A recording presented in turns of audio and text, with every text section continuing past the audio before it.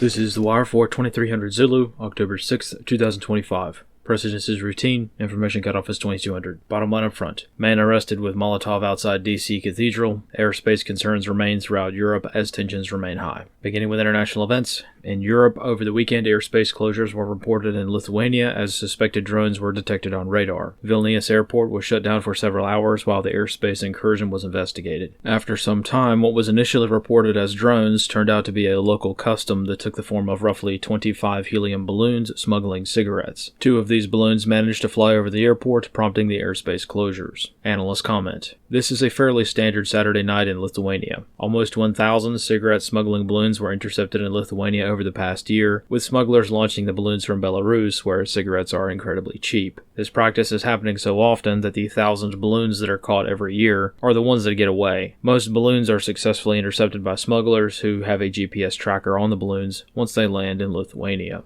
On the home front in Washington, D.C., yesterday morning a man was arrested during an incident at St. Matthew's Cathedral. Louis Jerry was initially approached by police after setting up a camping tent on the front steps of the church before Mass. However, after a hostile interaction, a search revealed that he was in possession of a pre-made Molotov incendiary device, prompting his arrest. Jerry was previously known to police and had previously been banned from the site for unknown reasons. Analyst comments for this wire. This general area is known for vagrancy, however this individual lived in New Jersey. Right now it's not clear as to if the individual was attempting to conduct an attack at the church or if he simply had explosives or incendiaries in his possession, as is becoming increasingly popular. Right now it looks like a crazy guy wanted to cause a scene at the church, as pitching a tent right on the front steps is not normally an effective opening phase of a terror attack. Initially, there were concerns that the attacker was attempting to target churchgoers during Mass that Sunday morning. However, security practices were heightened due to the church celebrating Red Mass yesterday, a special Mass dedicated to pray for the Supreme Court justices. This Mass is held at this church once per year, usually on the Sunday before the court calendar begins. There aren't usually any justices in attendance for obvious reasons, but one or two have attended in the past. As such, this specific church usually has an increased security posture on this day just in case an attacker mistakenly thinks that a Supreme Court justice might turn up. If he did not know about the Red Mass specifically, as it's not something that's particularly widely known, he was still up to no good by bringing explosives to the front steps of a church. As expected, no word yet on if any federal terrorism charges will be brought. However, FBI investigators were observed taking photos of the scene. This concludes The Wire for 2300 Zulu,